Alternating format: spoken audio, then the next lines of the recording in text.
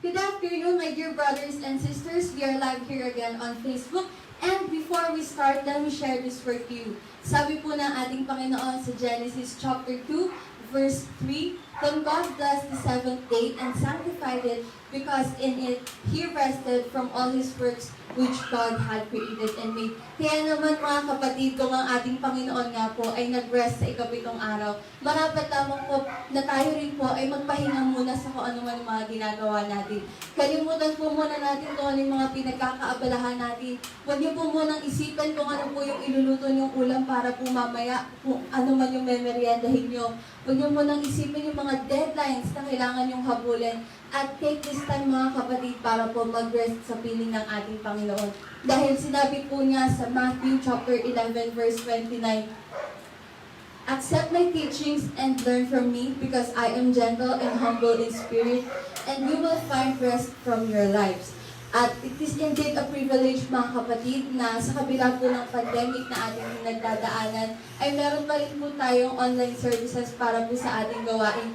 Kaya naman sabi po ng ating Panginoon sa Luke chapter 11 verse 28, Blessed are they that hear the word of God and keep it. At bilang tayo po yung mga anak ng Diyos, marapat lamang mga kapatid, share your blessings, kaya i-share din po natin ang ating live stream sa ating po mga kakilala at kaibigan, and let us be a channel for the lost souls to reconnect with God.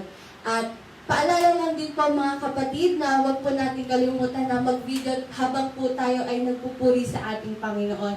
At atin pong isisend ito sa ating CCG Facebook account po. At muli po, isang mapagpalang araw po sa ating lahat. Welcome po sa gawain ng ating Panginoon. At bago po ang lahat, marapat lamang po na humingi po tayo ng gabay sa Kanya. Tayo pong lahat ay umuko. Damhin po natin ang presensya ng ating Panginoon. At tayo po ay mananalangin. Ama naming banal, Diyos ka na makapangyarihan sa lahat, Panginoon. Salamat, Ama, sa araw na ito. Binupuri ka po namin, Panginoon, sa isa po ulit na privilege, Panginoon, na magkaroon ng gawain para sa iyo, Panginoon, na magkatipon-tipon kami, Panginoon, para po sa inyo, na sa kabila, Panginoon, na kami ay naka-online service, Panginoon. Alam ko, Ama, na hindi ito hadlang, Panginoon, upang hindi kami magkaroon ng pagkakaisa para sa inyong pangalan, Panginoon. Maraming salamat, Ama, na pinangyari mo ang araw na to, Panginoon, na binigay mo ang araw na to para kami, Panginoon, ay makapagpuri sa iyo at lalong higit, Panginoon, ay makapakinig ng inyong mga banal na salita, Panginoon. Amen. Sa oras na ito, Ama, muli ay inaanyayahan ka namin, Panginoon. Samahan mo kami, Panginoon, sa gawain ito. Fill us with your Holy Spirit, Panginoon. Bakuran mo, Panginoon, ang lugar na ito, Ama, ng iyong banal na Espiritu, Panginoon, maging sa tahanan ng bawat nakikinig sa iyo, Panginoon, sa bawat nanonood, Panginoon, sa gawain ito. Nanawa, Panginoon, ay samahan mo kami kahit kaming magkakahiwalay, Panginoon. Nanawa, Panginoon, ang iyong kapangyarihan, ang iyong pag-ibig ang siyang magbuklod sa aming, Panginoon, sa gawain ito, Panginoon. Gayong din, Ama, ay dinadalangin namin, Panginoon. Nanawa po, Ama, ay huwag pong magkaroon ng anumang mga gawa ang aming kalaban, Panginoon, na maari pong makahadlang, Panginoon, sa aming gawain sa araw na ito, Panginoon. Bagkus, Panginoon, ipagkaloob mo, Panginoon, na maging matagumpay, maging maayos ang aming gawain na ito, Panginoon, upang maipalit natin sa iyo, Ama, ang pinakamataas na pagpupuri, Panginoon. At gayon din po, Panginoon, ay dinadalangin namin, Panginoon, ang aming mga pastor, Panginoon, ang aming pastor, Ama, na maghahatid ng iyong mga salita, Panginoon. Nanawa, Panginoon, patuloy, Ama, na gamitin mo siya, Panginoon. Patuloy na ibaba mo ang iyong Espiritu sa kanya, Panginoon. Nanawa sa kanyang paghahatid ng iyong mga salita, Panginoon. Tanging pangalan mo, Panginoon, ang maitaas, Panginoon, at maihayag, Panginoon, ang iyong kapangyarihan, Panginoon. Nanawa, Panginoon, ang kanyang mga sasabihin, Panginoon, ay manggaling lamang po sa inyo, Panginoon, at hindi sa kanyang sariling kaunawaan, Panginoon, na kahit, Panginoon, hindi kami magkakasama physically, Panginoon, ay nawa salita itong may kapangyarihan, Panginoon, na makapukaw, Panginoon, ng bawat puso ng bawat nakikinig, Panginoon. Gayon din po, Panginoon, dinadalangin din po namin, Panginoon, ang bawat nakikinig, ang mga nanonood, Panginoon, na nawa ay buksan mo rin po, Panginoon, ang kanilang mga puso at isipan, Panginoon. Bigyan mo po sila ng kahandaan, Panginoon, na makinig ng iyong mga banal na salita, Panginoon, at purihin ka sa araw na ito, Panginoon. At humihingi rin po kami, Panginoon, ng kapatawaran, Ama, sa aming mga kasalanan, sa aming pong mga karumihan, na inyo po nakikita sa aming mga puso, Panginoon. Linisin niyo po kami, Panginoon. At gawin niyo po kami karapat-dapat, Ama, na humarap sa inyo sa araw na ito, Panginoon. Panginoon, ang lahat pong ito ay aming hinihiling at ipinapadalangin. Malaki pang pagpapasalamat sa matamis na pangalan ng aming langit, Panginoon, dakilang tagapagligtas na si Kristo Jesus. Amen. Palakpakan po natin ang Panginoon. Yan, dahil po tayo nasa ating mga tahanan, pwede po tayong pumalakpak, no? Kaya naman po, bago po tayo dumiretso sa ating praise and worship, pakinggan po muna natin ang patotoo po ng ating kapatid na Francis, na kanya pong ipinadala sa atin sa ating pong Facebook account. Let's all watch this.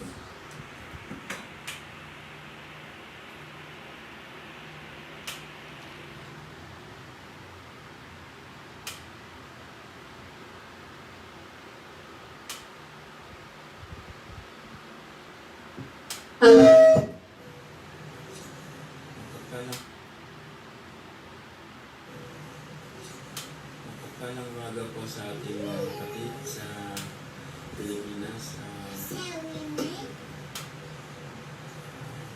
Salamat lang po ako sa Panginoon sa buhay na hirap na pinagdalaw po sa amin. Gayon din sa mga blessing na binibigay niya sa amin. Lalo-lalo na po yung ganitong situation sa pandemic na nangyayari. Gayon din, nagpapasalamat ako sa Panginoon dahil kahit na naging positive ako na sa COVID-19, pero pinagdalaw ng Panginoon na hindi mo kayo ang aking pakiramdam na sa tulong ng panalangin nyo, sa tulong ni Sister Tef, sa pag-aalaga niya sa akin. Gayon din, nagpapasalamat ako dahil kahit ganito naging sitwasyon namin si Amira, malusog siya, hindi siya nagkakasakit, kaya isa siya pinapapasalamat ko sa Panginoon. Kaya din nagpapasalamat ko sa Panginoon dahil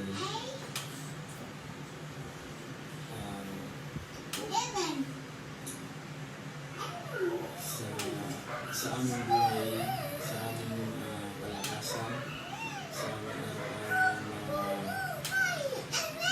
pamumuhay dito, nandun siya. Hindi kami binibitawan. Ngayon din, nagpapasalamat ako sa Panginoon dahil kahit may mga pagsubok na dumarating sa amin, marami mga taong ginagamit para alalayan kami, especially sa spiritual, pangalawa sa financial.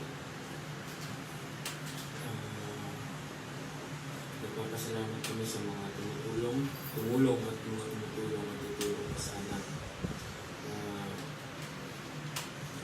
Alam nila kung sino sila at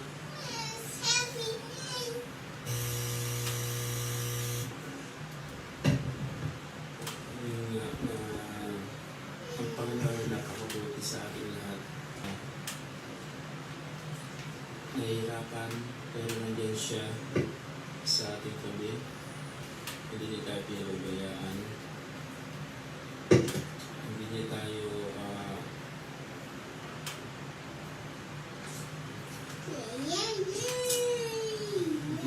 tayo nakakalimutan sa mga pangako niya sa atin. Lang po at napanalangin ko pa rin nawa sa darating na araw na maging negative result nga si Sister Tef kasi magpapakot siya ngayon. At nawa rin maging okay kami dito sa pangalan namin sa Muli na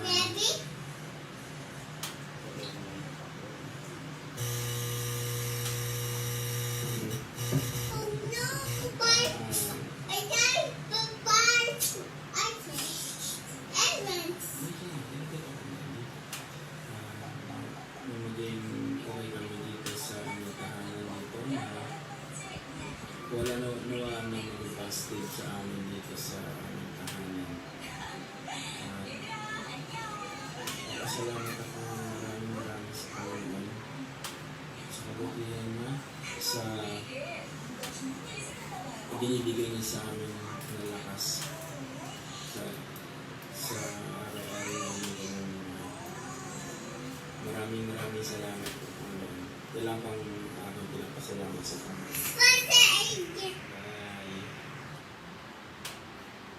Ayun po ang testimony ng ating kapatid na Francis. At huwag po natin kalimutan na isama po siya sa ating mga panalangin, no? Dahil wala naman po imposible sa ating Panginoon na kung nag-positive man po siya ngayon, ay hindi mahirap para sa Panginoon na gawing negative po yung result at maging ipagkaloob po yung kagalingan sa Kanya. At huwag naman po natin kakalimutan at lagi po natin panghawakan yung salita po ng ating Panginoon. I will never leave you nor forsake you. Kaya naman po, patuloy lamang po tayong manalangin sa Kanya at magtiwala sa lahat ng Kanyang plano. At ngayon naman po mga kapatid, tayo po ay dadako sa ating praise and worship. Tayo pong lahat ay magsitayo. Opo, kahit nasa bahay po tayo, tumayo po tayo dahil maluwag naman po ang ating mga tahanan, no? Kaya nakikita rin po ng ating Panginoon para po may bigay natin sa Kanya ang pinakamataas na pagpupuri. Yung mga cameras po natin, i-ready na po natin para po sa pag-video. At yung mga iba po dyan na hindi naman gagamitin yung cellphone, i-fasting mo muna yung cellphone mo, kapatid, 1.5 oras lang. Huwag ka munang magpa-distract sa kalaban at mag-focus ka sa gawain ito para sa Panginoon. Sabay-sabay po tayong umawit ng may kagalakan sa Panginoon. Tayo pong lahat ay umawit at palakpakan po natin ang Panginoon.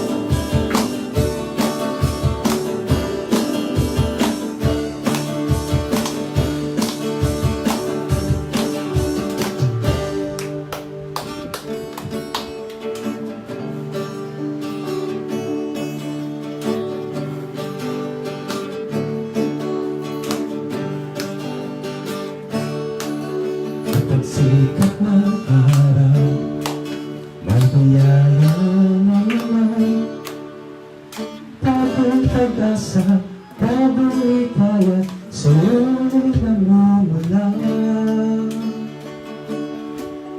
Panginoon ko, ay buti mo.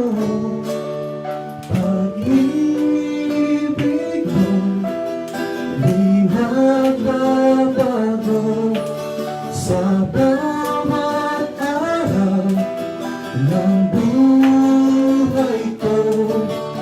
Mula pa noon hanggang sa ngayon. Napakabuli mo, Panginoon, kay buti mo. Pag-ibig mo'y di nagbabago sa bawat araw ng buhay ko. Mula pa noon hanggang sa ngayon. Mula pa noon hanggang sa ngayon. Ang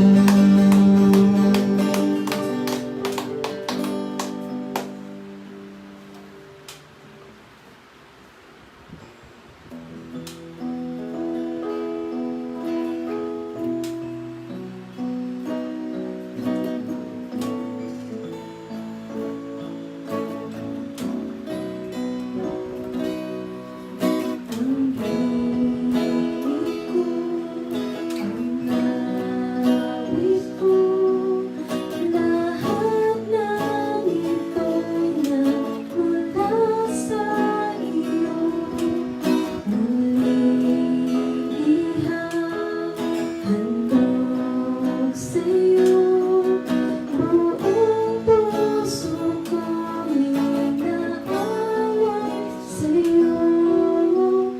O Diyos, o Panginoon, lahat ng biyaya aming inampon, aming buhay at kakayahan, ito'y para lamang sa'yo, kalwalhatian.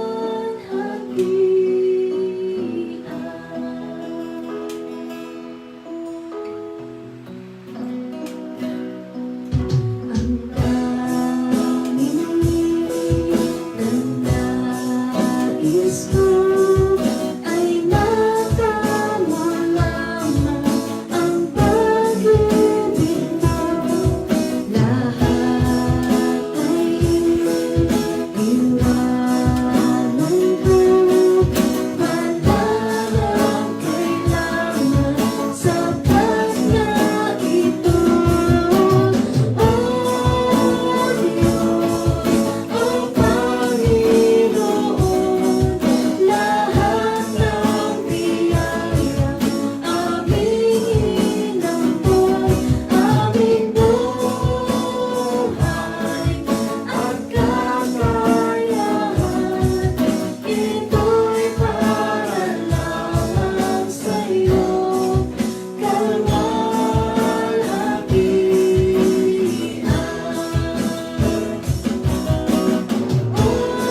O Diyos, o Panginoon, lahat ng biyaya aming inampon, aming buhay at kakayahan, ito'y para lamang sa'yo, kalwalhatian.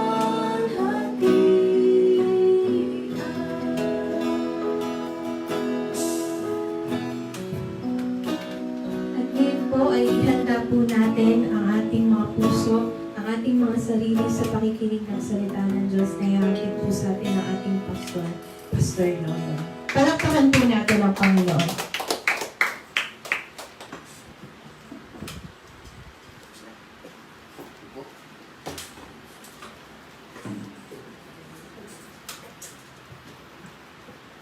Magandang hapon po sa lahat ng mga kapatid. Muli po, ngayon ay araw ng linggo, araw po ng ating tinakda na tayo po ay sumama sa Diyos, sa Espiritu sa katotohanan, sa kadahilanan po ng mga suliranin na nagkaroon po ng batas patungkol dito na hindi pinahintulot ang pagtitipon kaya minarapat natin gumawa ng ganitong sistema at kaparaanan upang maging isa pa rin tayo sa paglilingkod sa ating Panginoon.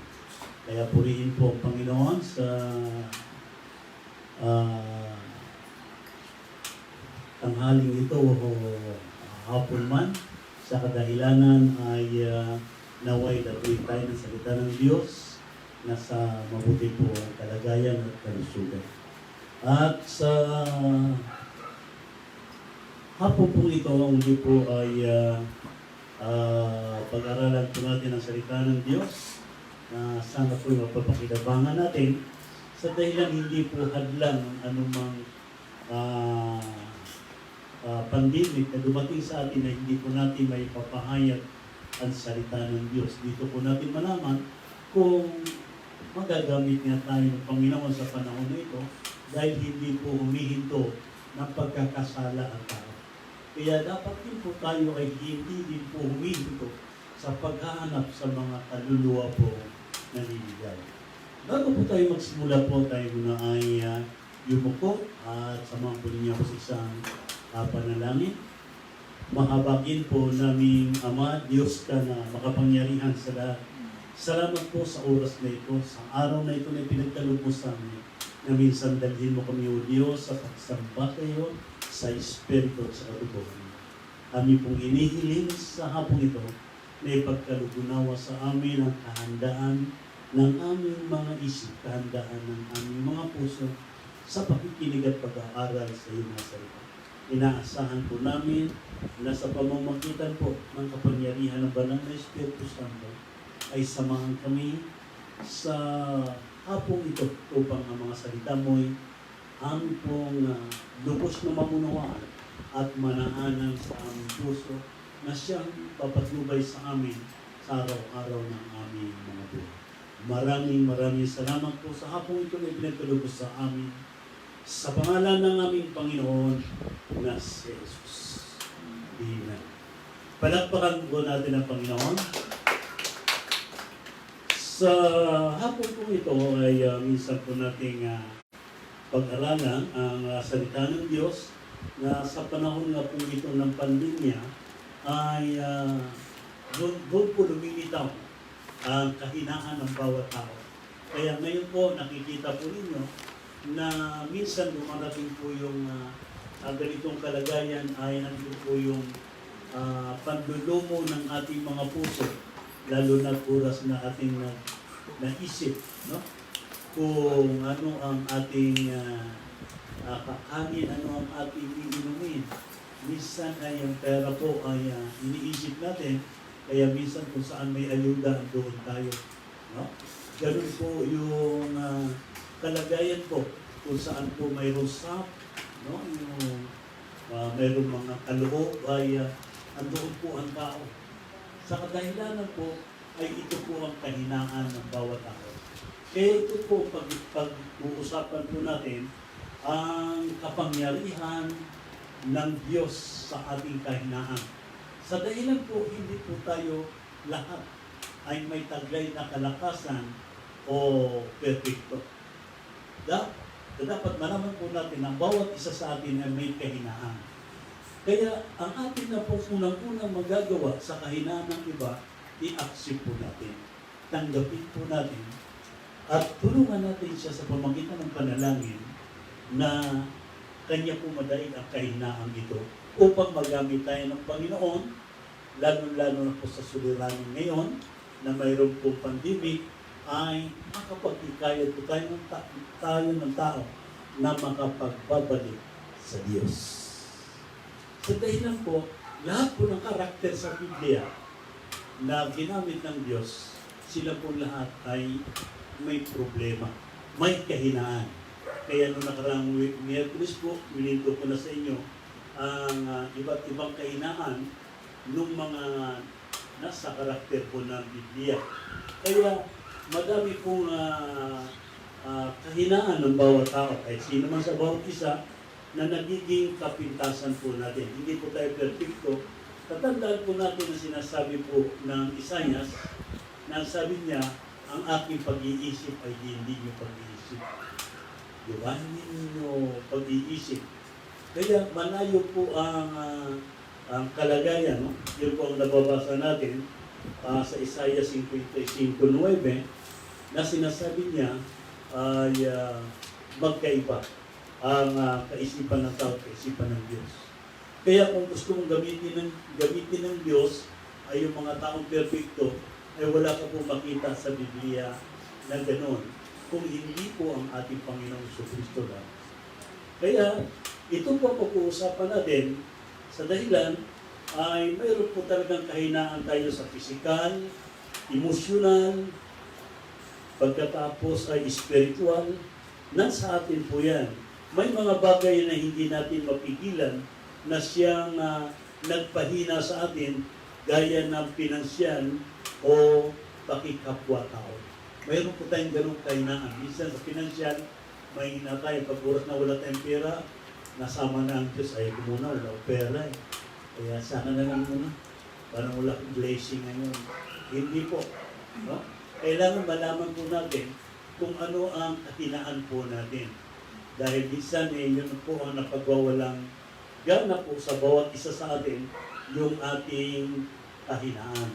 Kaya ngayon, ano ang pinakmahalaga po nating magawa? No? Ano yung gagawin natin sa kahinaan natin? Ilihim ba natin? Itago ba natin? Yun po, dipinsahan ba natin sa iba? Sa ganito ako eh. Di ba? Hindi po. Ipahayag po natin sa Diyos upang magamit po tayo ng Diyos. Amen. Gaya po ng kinuwento ko po sa inyo, ay si Moises ay may kahinaan. Ngayon ang kahinaan ni Moises ay hindi siya marunong magpigil. No? Madali po siyang mayamot. Madali po siyang ma-high blood. No? Kaya ngayon, ang unang-una niya na makita ay nung makita po niya ng isang Hudyo, sinaktan ng Ehipto, hindi po siya nakapagpigil. Kaya nga napatay po niya yung Egyptian, kaya siya tumakas na napunta sa Madian. Yun po yung kahinaan niya. Kaya nung siya po ay nandoon at pagdating po ng 40 taon na siya, ay tinawag ulit siya ng Diyos para sa isa pong kalagayan ng paglilingkod sa Panginoong Diyos. Mapapansin po ninyo, ang dami po niyang alibay. Ang isa niyang kahinaan, ang sabi niya, sa kanyang pisikal, butal daw siya. Kaya sabi ng Diyos, si Aaron na magsalita, ikaw lang magliligta. Di ba? Ganun ang kalagayan para po magamit ng Panginoon. Hindi pa dapat si Aaron na agad ginamit dahil magkaiba nga tayo ng isip sa atin at sa Diyos. Kaya ngayon, dumating yung pagkakataon na pangyayaring ito ay dumating yung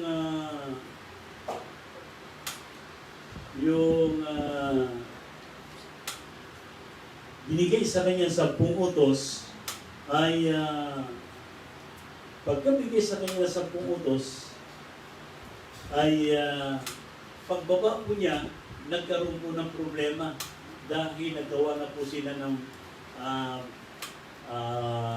baka na kanilang sinasamba, kaya nagalit po si Moises. Kaya yung ginawa ng Diyos sa 10 utos ay kanya pong hinampas. Hindi naman siya gumawa nun, ang Diyos. Sa galit niya, hindi nga siya nakapagtimpi, yun po yung kahinaan niya, hinampas po niya. Kaya nung pinaakyat siya uli, siya na po ang pinagawa ng Diyos ng bato. Siya na po ang gumawa, sinulatan na lamang ng Diyos. Kaya marami po makikita si Moises na kahinaan. Alam po ninyo, ay kapag nagbasa kayo ng Biblia, 3 beses po sila inabot na walang mainom. Noon sa kanilang paglalakbay, 3 beses po. Sa unang beses po nilang paglalakbay, ay nagkaroon po ng isang tubig na ang tubig po ay mapait.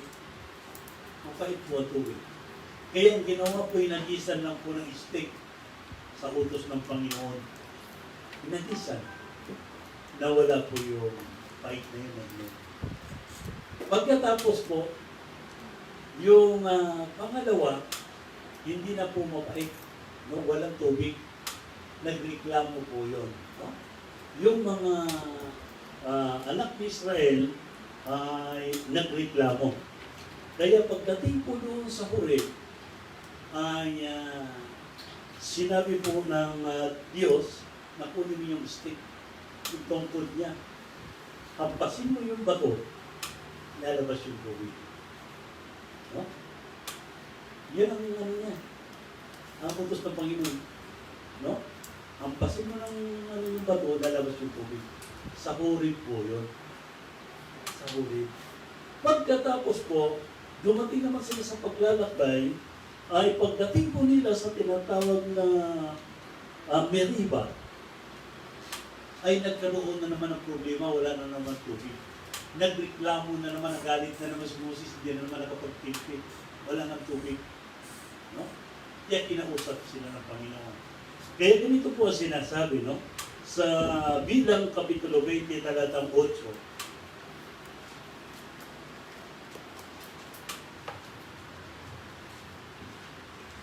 pakibasa.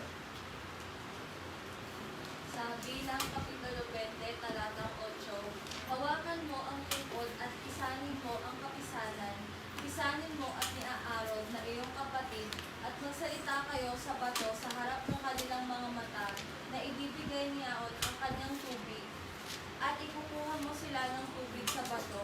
Sa ganito, paiinumin mo ang kapisanan at ang kanilang mga hayop. Ang sabi, magsalita ka sa bato. Tama ba? Okay. Magsalita ka sa bato. Yun ang sabi. Anong ginawa ni Moises, no? Sa galit niya, talatang 11. Sa talatang 11, at itinaas ni Moises ang kanyang kamay, at pinalong makalawa ang bato ng kanyang tungkod, at ang tubig ay lumabas na sagana, at ang kapisanan ay uminom, at ang kanilang mga hayop. Amen. Although na lumabas yung tubig, pero mali. Dapat ingatan nga ang pakikinig. Wala naman sinabing hampasin mo, magsalita ka lang. Hindi na sila binasa mo eh. Sa 8, magsalita ka lang, doon sa bato, lalabas yung tubig. Ang ginawa niya, inampas niya, dahil nasanay niya siya sa nakaraan. Di ba? Nang nakaraan, pinampas sa kanya eh. Hindi niya pinakinggan mahigit. Ay nadala naman siya sa damdamin niya, sa galit niya doon sa mga tao. Inampak na naman yung bato. Dahil yung bato ngayon, lumabas pa rin ng tubig, pero hindi sa tamang paraan.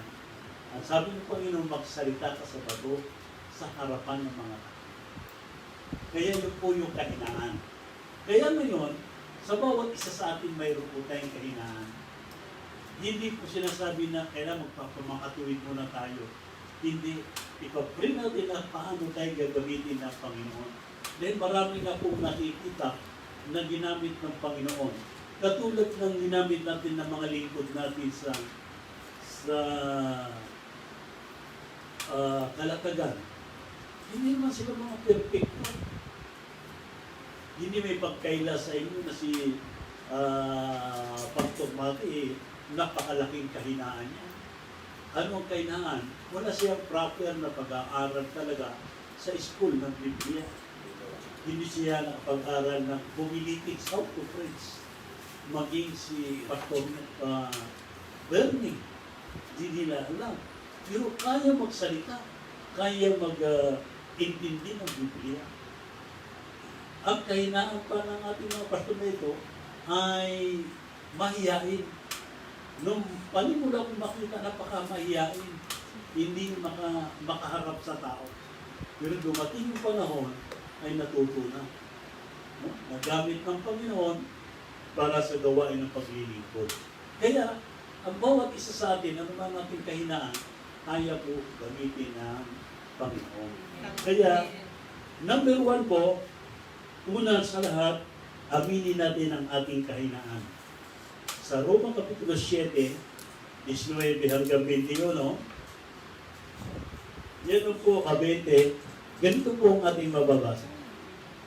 Sa Roma Kapitulo 7, 19 hanggang 21, sapagkat ang mabuti na aking ibig ay hindi ko ginagawa, ngunit ang masama na hindi ko ibig ay siya kong ginagawa. Datapwat kung ang hindi ko ibig ang siya kong ginagawa, ay hindi na ako gumagawa nito, kundi ang kasalanan tumitira sa akin. Kaya nga nasumpungan ko ang isang kautusan na kung ibig kong gumawa ng mabuti, ang masama ay nasa akin. Amen. Kaya mapapansin ko niyo sa Apostol Pablo, pinipilit niya sa kanyang sarili na ang gusto niyo magawa mabuti. Pero nagagawa niya masama. No? Pero hindi po siya tumigil. Hinihingi po niya sa Panginoon ay yung kanyang kahinaan ay magkaroon ng kalakasan sa kanya. Kasi may kahinaan po si Apostol Pablo. Hindi po tinawag si Apostol Pablo dahil perfect po siya. Wala pong ganun siyang kredibilidad sa kanyang pagiging lingkod ng Panginoon. Sinugo siya ng Panginoon, tinawag siya ng Panginoon, hindi sa kanyang kagustuhan, kundi ang Panginoon po ang pumili sa kanya mula pa sa bahay ng kanya, bahay bata ng kanya ina, na siya pa'y binukod na ng Diyos para makilingkod sa kanya. Amen. Kaya ganito po yung kainahan niya. Alam po ninyo si Apostol Pablo po, mapagtangi ng tao. Ganun po siya. Kaya kung maingat ka nagbabasa ng Biblia, makikita mo matitlis mo kung ano po yung kanyang kahinaan. Bibigyan ko pa po kayo ng isang kwento ni Apostol Pablo na mapapansin mo kung mayroong ganitong lingkod po ng Diyos yan, misyonero po yan. Ganito po mababasa po natin. Ano po? Tingnan muna natin po sa gawa. Sa Kapitulo 15, talatang 36 hanggang 40. Ito po yung kwento po, na kung paano po si Apostol Pablo makita po yung kanyang kahinaan. Sa Gawa 15, 36 hanggang 40, at nang makaraan ang ilang araw ay sinabi ni Pablo kay Bernabe, pagbalikan natin ngayon at dalawin ang mga kapatid sa bawat bayang pinangaralan natin ng salita ng Panginoon at tignan natin kung ano ang lagay nila. At inipig ni Bernabe na kanilang isama naman si Juan na tinatawag na Marcos. Tatapot hindi minagaling ni Pablo na isama nila ang humiwalay sa kanila mula sa Pamphylia at hindi sumama sa kanila sa gawain. At nagkaroon ng pagtatalo, ano pat sila'y naghiwalay at isinama ni Bernabe at lumayag sa Chipre. Amen. Nakita po ninyo, magkasama po niyan sila. Papasyalan o dadalawin nila yung kanilang namisyonan kung ano ang nangyayari. Ngayon si Bernabe at si Marcos at si Pablo at sino yung isa kasama? Apat sila nag-uusap eh. Sino isa? Silas. Si Silas. Ngayon, ang sabi niya Apostol Pablo, ayaw ko kay Marcos. Yung tinawag naman, ayaw ko. Ayaw ko kay Marcos. Sabi ko din na kasama natin. Eh, pinsan mo naman yan, hindi ikaw magsama. Pinsan kasi yan. Pagkatapos, nagtano sila. O sige, kayo na lang dyan, kami dito. Si Silas akin, kunin mo yung pinsan mo. Nakita mo? Ganun po yung kainahan ni Pablo.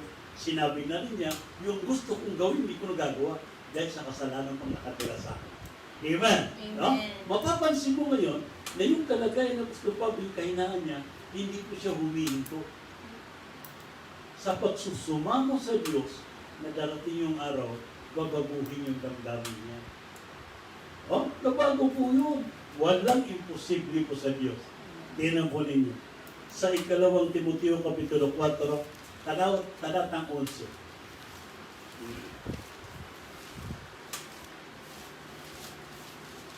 Sa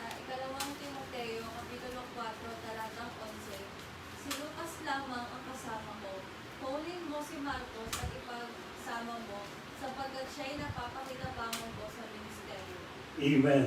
Dati ayaw niya kay Marcos eh. Di ba? Di ba? Iniwan siya nung kasama niya, sila ni ano. Tapos napunta sa sanlibutan. Kaya ang sabi niya, kasama ko na lang ngayon si Lucas. Ang sabi niya, paunin mo si Marcos. Nakita mo yung pagpapakababanan niya ngayon. Mababa na yung kalooban niya, kunin si Marcos. Kasi si Marcos, hindi po tinawag ng Panginoon. Siya po'y pusang naglingkod sa Panginoon. Amen. Pusa po yan. Sumama lang siya sa misyon. Hindi po siya tinawag. Kaya mayroon po sinugo, mayroon po nakikisa sa sinugo. No? Kaya ganun. Ayaw po kung aprubahan ito nung ni Sister Biang, yung kanyang kaibigan. Ay hindi naman sinugo yan, pero nakikisa sa sinugo. Si Marcos. Nakita niyo? Si Marcos. Kinuha niya, no? Pinabili yung mga libro, ipadala sa kanya, yung ito, ubusin niyo yan, hindi niya sinabi. At natuto na si Apostol Pablo, mahalin niyo naglilingkod sa Panginoon lahat. Kaya si Timoteo, nahubog niya bilang anak sa pananampalataya. Amen. Kaya, hindi ko kayo nawawala ng pag-asa sa akin ako maglingkod sa Panginoon. Ganito pa ako eh. Mahina pa ako. Minsan hindi ko nagagawa yung walang ganun yun. Kaya mo ng Diyos kung saan kanya gagamitin. Siya nang bahala magbago sa iyo. Dahil nang gabi, binanggit nga natin si Pastor Nick, no? Yung walang kamay, walang paa. Isip-isip mo kalaking pinsala, no? Kalaking kahinaan nyo. Napakadami namang kumpleto. Bakit pa yun? Di ba? Ipinakikita ng Diyos na walang imposible sa Kanya. Amen. Kaya niya gamitin ang mga gusto niya na gagamitin. Basta malinis ang kalooban ng tao. Amen. Palakpak naman tayo isa. Kaya kinakailangan lang po natin magiging tapat lang po tayo sa ating mga sarili sa Panginoon. Number 2. Ikalawang Timoteo Kapitulo 3, talatang 15. Ibahagi ang iyong kahinaan na may katapatan. Kailangan po kasi natin tapat po tayo. Minsan, mapapansin natin, tapat na yung naglilingkod, napapahamak pa. Sinong alam yung dapat na naglingkod na napahamak? Tapat na lingkod yun. Okay. Kwentuhan ko naman kayo. Nagbabasa naman kayo, madali kayong makalimot. Ang isa pong tapat na lingkod ng Panginoon ay si Jose. Kasi si Jose ay mula ng kanyang pagkabata ay mayroon na siyang mga pangitain. Sa kanyang mga panaginip, nayuyuko sa kanya ang 11 bituin. Pagkatapos ay pati ang buwan, pati ang araw, luluhod sa kanya. Kaya pinanghawakan niya yun. Pinanghawakan niya yun dahil yun ang sabi sa kanya ng Diyos. Ngunit kung mapapansin po natin, kapag oras ginamit ka ng Diyos, ay ngayon kanya ginamit pero para doon sa darating, hindi sa ngayon. Ganun po yun ang kinalalagyan. Kaya si Jose po, sa pagiging tapat niya, ay ang Diyos ay sumasa kanya. Kaya nung siya po ay laktawan na natin yung iba, naglingkod kay Potiphar. Ay yung asawa ni Potiphar ay may masamang balak sa kanya. Sa kanyang katapatan sa Diyos at sa kay Potiphar ay nakulong siya. Nakita mo? Dahil sa tapat siya sa Diyos. At doon sa kanyang amo na pinaglilingkuran, ayaw niya magkasala, nakulong siya. Isip-isipin niya sa plano ng Diyos. Kaya may nabasa ako sa Facebook na ganyan halos kwento. No? Mayroong isang hari na tapat talaga yung kanyang lingkod, yung kanyang servant. Kaya kung saan siya napupunta, nandun yung servant. Tagapagtanggol talaga niya. Ngayon, yung minsan isang araw, sila po ay nag-hunting. Mamamana sila. Kaya paglakad nilang dalawa, ay mayroon palang tigre na naligaw sa kanilang lugar. Dinambangay ng hari. No? Pagdampan ng hari, ay sinakluluhan ng kanyang servant. Napatay yung tigre. Kaya lang, nakagat yung daliri nung hari. Naputol. Hindi na niya maikiklip. Galit sa kanya yung hari. Wala kang kwintang Pero sinupo na niya yung buhay niya noon sa tigre. Wala pa rin siya kwenta. Pinakulong din siya. Ano din niya? Kulong na lang kita. Wala kang kwintang alipin. Di nagpalit na siya ng alipin. Wala kang kwenta palitan na lang yan. Ngayon, ginanong siya, bakit? Anong mo nagawa mo? Ito na. O bakit para kang masaya? Blessing sa akin yan. Kung ano man pang dumarating sa buhay ng tao, ay may plano ang Diyos sa kanya. Kaya kung alalahanin nyo, Roma 8:28 na yan. Ang lahat ng mga bagay nagkakalakip ng gumagawa para sa ikabubuti ng mga nagsisiibig sa Diyos. All things works together. Kaya, okay lang sa kanya, kahit pinakulong siya ng hari sa kanyang kalagayan na nakagat nung ng hari, pero may pagtanggol naman niya yung hari. Pagdating nila doon sa lugar na malayo na, hindi nila namalayan, nakapasok pa rin sila sa mga cannibals. Nahuli sila ngayon dalawa, pati bagong alipin. Kinuha ng mga cannibals. Ngayon, yung pala yung mga cannibals ngayon ay naghahandog ng tao. Yung mga puting tao, inahandog nila sa kanilang Diyos. Ngayon, paghandog nila, ay tinnan yung alipin. Inuna, hinandog, sinunong para sa kanilang Diyos. Nanonood ang hari, sabi ng hari, patay lang talaga ako. Wala nang pag-asa. Pakawala ng hari. Noong sabi ng hari, maawa naman kayo sa atin. Nakita mo nung mga kanibal, putol ang kamay. Siya hindi tatanggapin ng Diyos siya, putol ang kamay. Sabi niya, hindi pwede yan. Isusukay, tingnan, putol ang kamay. Pakawalan niya po. Pinakawalan ng hari. Pinakawalan. Ang tuwa ng hari. Paglabas ko, sabi niya, pakakawalan ko siya. No? Alala niya, pakakawalan ko siya. No? Nakita mo yung plano ng Diyos. Kaya siya, kinagat, dahil mangyayari yun, mahahandog siya, hindi siya tatanggapin. Ngayon, yung alipin, perfect din yun. Maaari siya mahandog. Ginapulong siya, napalit ng alipin, isang alipin na nahandog. No?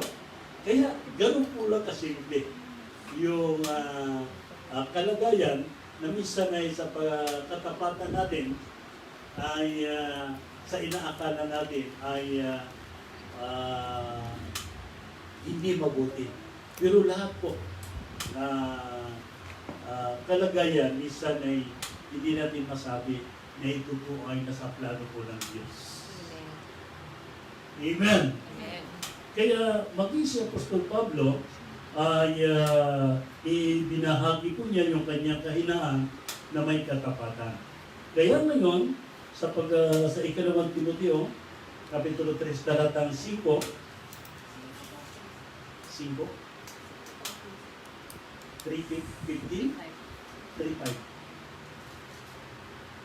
Sa ikalawang Timoteo 3:5, na may anyo ang kapanalan, datapwat tinanggihan ang kapangyarihan nito. Lumayo ka rin naman sa mga ito. Yung 15, binasan din naman. Sa 15, At mula sa pagkasanggol ay iyong nalalaman ang mga banal na kasulatan na makapagpapadunong sa iyo sa ikaliligtas sa pamamagitan ng pananampalataya kay Kristo Jesus. 16. Ang lahat ng mga kasulatan na kinasihan ng Diyos ay mapapakinabangan din naman sa pagtuturo, sa pagsansala, sa pagsaway, sa ikatututo na nasa katwiran. Amen. Kaya ang salita po ng Diyos ay kapag oras na pinagkaroon mo po ng kaabalahan, ibig sabihin ay laging nauuna ay natuturuan ka po dito sa lahat ng nais ng Diyos sa buhay mo. Kaya kung pansinin po ninyo ay ang isang kahinaan po ni ayaw po kung nababasa po ninyo ni Jacob. Si Jacob po may kahinaan. Kasi yung kahinaan po niya kaiba. No? Yung kanyang kahinaan, proud na proud po siya. No? Si Jacob. Sa dahilan po si Jacob ay malakas sa nanay. Si Esau, panganay malakas sa tatay. Ganon. Kailan ay sinungaling yung si Jacob. Di ba? Nung basbasan na siya, di ba nagsinungaling siya? Di ba? Pumayag siya doon sa nanay niya na pagkatan siya ng ng tupa. Oo. Kaya nung lumapit siya, sinabi niya, ako po, di ba? Si Esau, basbasan po ninyo ako. Kasi nagdududa nga si Isaac kung si Jacob o si Esau yung kanyang babasbasan. Kaya sabi niya, ito ang balat. Kaya Esau, yun yung boses ako. Sa basbasan po niyo ako si Esau. Yung nagsinungaling. Kaya ngayon, nakuha niyo yung basbas. Kaya nung tumakas po siya, dumating yung babalik na siya, yung katikasan niya, yung kahinaan niya, yung matikas niya, ginamit niya. Kaya, nung bumalik siya, binunog niya yung anghel. Alam niyo, nakipagbunog siya sa anghel. Ngayon, hinawakan niya yung anghel. Hindi kita pakakawalan hanggat di mo ako binabasbasan. O, basbas ulit ang pag-uusapan. Isa magsalang ang Diyos ang magpapasya sa basbas. Amen. No? Kaya ang ginawa niya, talagang kinuha niya yung lakas ng anghel. Hindi kita makakawalan. Basta't hindi mo ako babasbasan. Kaya ginawa ngayon ng anghel, pinisil yung kanyang tagiliran. Dahil kung tutuusin, hindi kaya manalo ni Jacob sa anghel. Dahil ang katumbas ng isang anghel, katumbas ng 300 tao. Ang lakas niya 300 horsepower. Ganun po kalakas ang anghel. Kaya marami pong labanan na ng unang anghel ay libo po pumatay ng tao ang anghel. Ngayon, pinisil siya dito para pakawalan. Pinasbasan siya pinakawala, pero pinisil dito. Bakit pinisil? Para po magkaroon ng tama. Yung kanyang tagiliran, tatanda siyang Pinay para matuto siyang sumunod sa Diyos sa kanyang kahinaan, hindi sa kanyang kalakasan. Kaya humina siya kasi ang pinaka-pundasyon po ng isang tao, yung kanyang balakang. Kapag nasira yung balakang mo, papilay-pilay ka ng lumakad para kang nakayuko. No? Kaya ngayon sa tanang buhay niya, mula nang kinuha niya basbas ang ng ganong kaparaanan, pinisil sa kanya. Kaya si Jacob ngayon, hanggang siya mamatay, ay dala ang kahinaan. Kasi kung yung kahinaan mo ginamit mo sa paglilingkod, para lakasin ka ng Diyos. Kung yung kalakasan mo, gamitin mo na hindi tama ng ayon sa Diyos, paglilingkodin ka ng Diyos sa iyong kahinaan. Kaya yung kahinaan ni Jacob, na ipaglingkod pa rin niya dahil pinisil siya ng Diyos sa balat. Kaya nga, minsan alaala ko, sa panahon nga noon nang ako'y nagmimisyon sa Kalatagan, may nakita akong ganitong kalagayan at kagikas niya na kapatid. No? Nakita siya na kapatid. Dumating sa kanya na nagkaroon din ng problema. Sa kanyang katikasan, ito din ang problema niya, yung kanyang balakang. Nalulungkot na ako dahil hindi niya napatuloy sa kabila ng kanyang kahinaan. Ay hindi niya ipagtuloy at paglilingkod sa Panginoon. Dapat na natanggap mo kung anong nakita mo sa Biblia, may pahiwatig yun. No? Na nais ng Diyos, gamitin ka pa sa kahinaan sa iyo ngayon. Kaya mo isa-isa ang buhay mo kung gaano ka kalakas na sa kahinaan mo ngayon, ginamit ka ng Panginoon. Amen. Palakpakan po natin ang Panginoon. Yan na sana kung nanonood siya makita niyo totoo at sinasabi ko. Hindi ako nagbuhat ng bangko at sinasabi. Dahil yung kahinaan po natin, kung nais ng Diyos gamitin tayo, ay nagagamit tayo. Kung nais po natin, ang Diyos na po ang magbabago sa ating pagkakataon. Amen. Muli po, palakpakan natin ang Panginoon. Number 3, dapat po tayong magbigay ng kaluwalhatian sa Diyos sa ating pong kahinaan. Ikalawang Korinto, Kapitulo 12, talatang 5.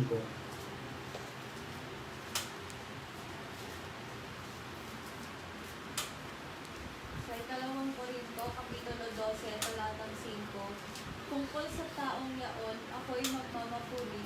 Ngunit tungkol sa aking sarili ay hindi ako magmamapuri, maliban na sa aking mga kahinaan. Amen. Kaya sabi niya, wala naman ako may mapagmapuri sa aking sarili, kundi yung aking kahinaan. Isinaysay ko na sa inyo kung anong kahinaan ni Apostol Pablo, di ba? Napapansin ko ninyo, nagtatangi po siya ng tao. Kaya nga pati si Marcos, napagdiskitahan pa niya. Tumutulong na nasa gawain na discriminate ka niya. Sama mo pisa mo naman yun Di ikaw magsama niyan. Magsama kayo, kamag-anak naman kayo. Di ba? Gawin na lang ni Silas. Tayo naman. So, di ba? O, kaya ngayon, well, sa sulat sa Apostol Pablo, sinasabi niya, binigyan ako ni Satanas ng tinig. No? Para hindi ako magpapalalo sa aking sarili. Binigyan siya ng para hindi siya magpapalalo na masyadong mataas. Ganun po ang nagiging kalagayan. Kaya kung pansinin po natin, si Apostol Pedro ay mayroon din kahinaan doon. Ang nahahanga ka lang sa ating Panginoong Kristo, hindi siya humihinto kung gagamitin kayo. Di ba? Mahinang-mahina naman si Apostol Pedro. Di ba? So, ba naman iwanan ka pagkatapos ipagkaila ka pa. Yung iwanan, okay ka na Di ba? Pero yung hindi ka kilala, problema ka na yun. Di ba? Kasi magkasama kayo Pagkatapos, pagdating ko, hinulog niya, hindi ko kilala yan. Di ba? Ganon. Pero, pagdating ng gusto talaga niyang gamitin, sinabi niya doon sa, kung maalaala po ninyo yung, sinabi niya, Pedro, iniibig mo baga ko. 3 times din mo rin niya binabanggit. 3 times din siya sinasagot ni Apostol Pedro at sinabi sa kanya, nalalaman mo kung ita'y iniibig. Dahil ang Panginoong Kristo, kahit buhok nabibilang, kahit ang kalooban ay nababasa. Kaya sa lapang sagot niya, nalalaman mo kung ita'y iniibig. Nakita mo, ang kahinaan niya siyang nagiging daan upang gamitin siya ng Panginoon. Kaya yung kanyang kapusukan, agresibo, di ba sabi niya, bago ka mamamatay, ay ako muna. Sabi niya, kaya bumili nga siya ng ng itak. Di ba? Problema Talagang doon pala ng problema. Sabi kasi ng Panginoon, bumili kayo ng itak. Bumili ka ng itak. Di ba? Pagkatapos makita, sabi niya, Pedro, sabi niya, ang sino mang sa itak nabubuhay, sa itak din namamatay. Di ba? Kasi yung kanyang pakinig na hindi niya pinakikinggan maigi. Kung pinakikinggan niya, ay sinabi naman ng Biblia, di ba? Ang salita ng Diyos ay gaya ng isang itak na may dalawang talim. Salita naman ng Diyos, hindi ba tunay na itak? Kaya, napasubo siya, di ba? Sa kanyang careless na pakikinig. Kaya yung sinabi niya na bago ka ako muna mamamatay, kung ano sabi niya, kung ano mangyayari sa iyo, hindi mangyayari sa akin. Di ba? Kaya mas masahol pa sa kanya, nung ipako siya, baliktad siya. Yung paa niya, yung ulo niya nasa ibaba. Yung patiwarik siya. Baliktad yung puso niya nasa ibaba. No? Dahil isa lamang ang maaaring tagapagligtas. Huwag mo na i-duplicate. Sa pagpanggap na lang tumira kung gusto mo i-duplicate. Ipinakikita naman ng ating Panginoon Jesucristo na siya lamang ang tagapagligtas. Ako ang daan, katotohanan at ang buhay. Sino man hindi makaparoon sa kung hindi sa pamamagitan. Kaya napakarami lahat po ng mga karakter ng Biblia na ginamit ng Panginoon, wala po tayong nakitang may kalakasan. Nakita mo, dumating tayo kay Samson, malakas na si Samson. Di ba? Pero dumating yung panahon at pagkakataon na makapaglingkod siya sa Panginoon sa kanyang kahinaan. Kasi mahina na siya eh. Doon na siya tumawag sa Panginoon, palakasin mo ako. Wala na. Wala na choice. Pero nung malakas siya, ay hindi niya laging ipinag-free sa Panginoon na manatili yung kanyang kalakasan. Eh, ginawi ng Panginoon sa kanya. Di ba? Wala akong maaasahan dahil lahat po na anumang taglay ng tao ay nagbubuhat po sa Diyos. Amen. Amen.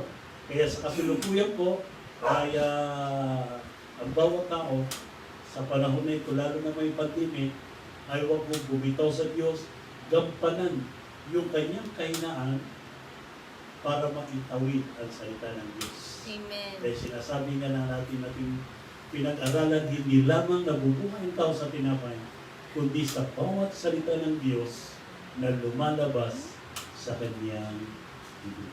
Sana po ay sa ating kalagayan ngayon, sino man ang bawat isa sa atin na may kalakasan, na may kahinaan, ay magamit tayo ng Diyos para naman dumating po sa panahon at pagkakataon na makita po ng ating mga anak yung ating paglilingkod sa Diyos ay siya nihuhubog sa kanila pagdating ng araw at panahon.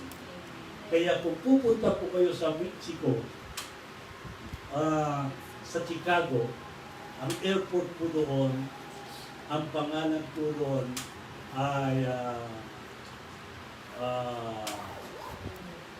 Bob O'Hare International Airport. Yun po ang pangalan. Kasi po nasa kasaysayan po yan. Sa dahilan po, ang kasaysayan po nito ay kung matuwid ang gagawin mo sa buhay nito, ay magkakaroon po ng alaala. Kaya ang kwento po ito ay 1920s pa. Nung uso pa po ang mafia sa Amerika. Yung mafia po pinagharian ni Al Capone. Kaya si Al Capone po ang pinakasikat. Wala pong nakukulong dyan dahil si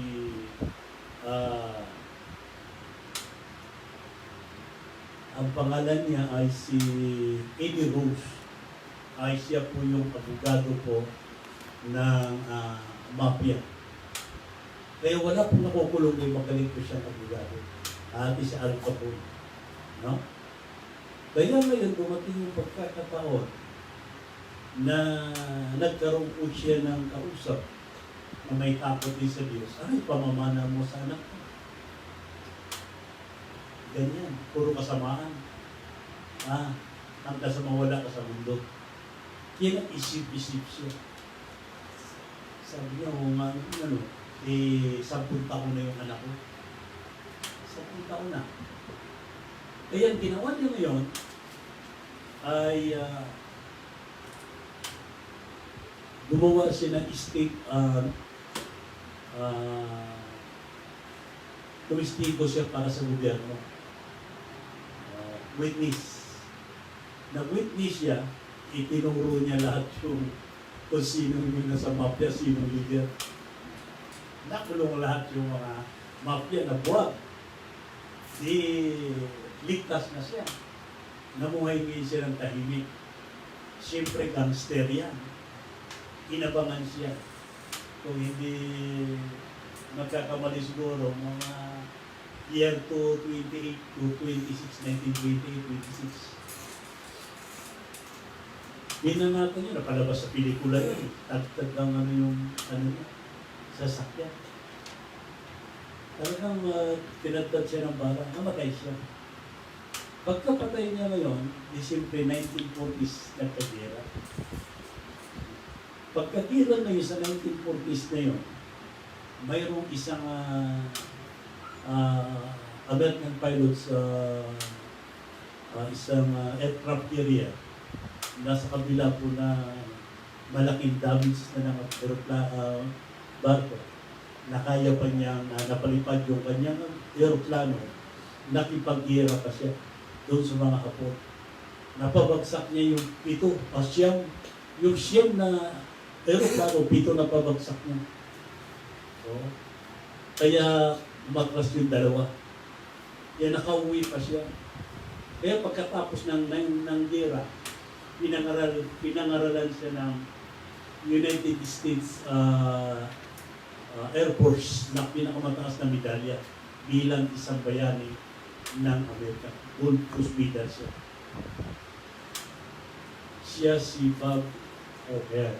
Kaya kanya yung airport. Anak siya ni Eddie Rose. Yung abogado ng gangster. Nakita mo? May naiwan siyang legacy sa mabuting ginawa niya para sa anak. Amen. Palakpakan po natin ang Panginoon sa kailangan ng bawat isa, kalakasan ng bawat isa ay magamit po tayo ng ating Panginoon. God bless po at tayo po ay yumuko at tayo po ay manalangin. Mahabagin po naming Ama Diyos na makapangyarihan sa lahat. Salamat po sa hapong ito na minsan pong natapos namin ang aming pong gawain sa pakikinig sa iyong salita. Salamat po Diyos sa mensaheng ipinagkaloob mo na magamit mo kami maging sa aming kahinaan, maging sa aming kalakasan upang ang bawat isa sa amin o Diyos ay mag-iwan o Diyos ng isang alaala na kami minsan ay nagamit mo sa gawain sa kasusulong po ng Ebanghelyo. Basbasan mo nawa ang bawat salita, basbasan mo ang bawat isa sa aming narito, basbasan mo rin nawa ang bawat kapatid na nasa kanilang sambahayan na patuloy na nakikinig, nakikipagkaisa po sa gawain. Na umaasa kami na ang kasaganaan po na yung biyaya ay patuloy na masuma sa amin. Na ang lahat po nito ay amin po hinihiling, ipinagpapasalamat sa pangalan ng aming Panginoon na si Jesus. Amen. Palakpakan po natin ang Panginoon. Maraming salamat po.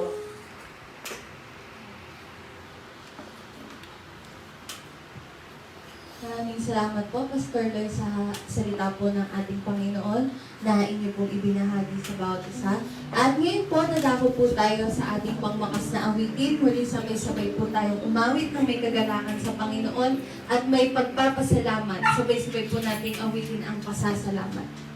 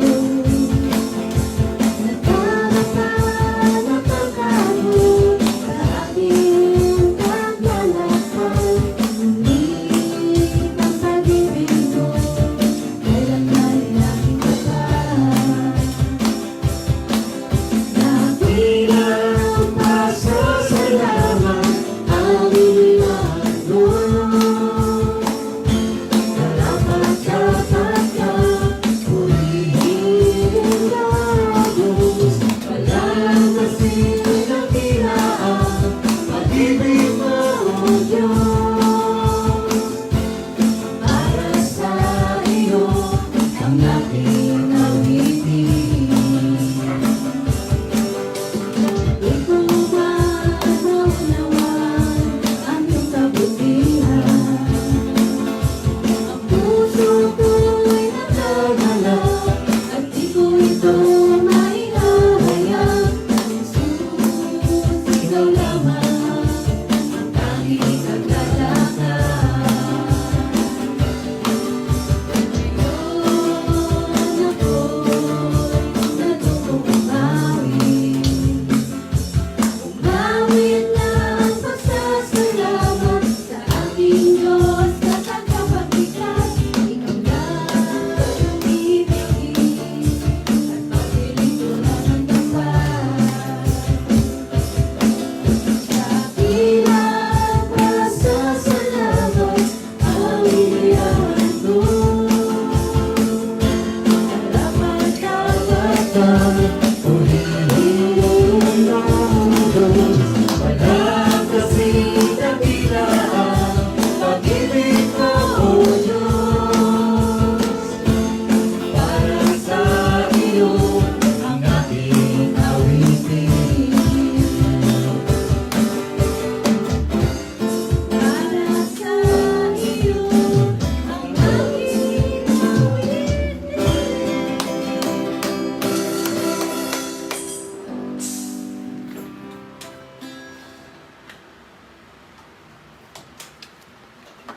Muli po, tayo po ay tatayo at ang ating presisyo po ay sa Panginoon. Alalahanin po natin ang ipinangako po ng Panginoon na kung ang sino man ang sa Kanya'y humihingi, Kanyang binibigyan. Kung sino man sa Kanya'y kumakatok, Kanyang binibuksan. Kung sino man ang sa Kanya'y magkahanap, ay makakasok. Ito pagkakataon sa bawat isa po sa atin pong itaas sa Kanya. Ihayag po natin sa Kanya ang laman ng ating puso. Dahil alam po niya kung ano po ang nasa ating puso. Tingin po natin sa Kanya. Sa kasaganaan po ng Kanyang biyaya upang sumasa atin ang naisin po ng puso natin. Dahil siya po ang nangako sa atin na kung tayo'y mananatili sa Kanya at ang Kanyang salita'y mananatili sa atin, hingiin natin ang anumang ating iibigin at ito'y gagawin sa atin.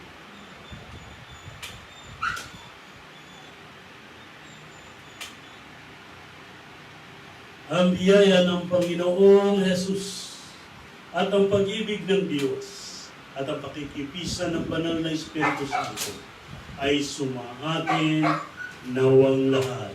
Amen. Palakpakan po natin ang Panginoon. Magandang tanghali po. God bless po sa ating mga kapatid ng Delphine family. Juana Bapurin, Pastor Christian, God bless po sa Sister Ernami, Sister Lanis, Brother Limwell, Brother Dennis, Jordan, Sister Dentrico, kumusta na po kayo? Ruyo Floredo family, Castro Vasquez family, Sister Dayan Dan Lucio, Pastor Angelo. God bless po, Pastor Diaz family. Salamat po sa patuloy niyong pakikinig. Yabot family po. Brother Francis, Brother John Limaana, Sister Josie Daguman, Sister Isa Daguman, si Sister Phil, pinakamagandang pamangkin. Pastor Lito Daguman, kapatid ko, Sister Angel Kapalya. Sister Kat Limaana, Brother Efren Bagyo. God bless po sa inyo. Brother Kimber, Sister Didi Ferrer, Brother Pimpin, God bless po. Sister Marcel Moises, Brother Jerome Kaunar, at Brother Jerome Orbosas. God bless po sa inyo. Sana'y manatili pong matuloy kayo magamit ng Panginoon sa kabila po ng ating mga kainan. God bless po sa inyo. See you next week in God sa biyaya ng Panginoon, magagamit po tayo sa bawat isa sa atin. Amen po.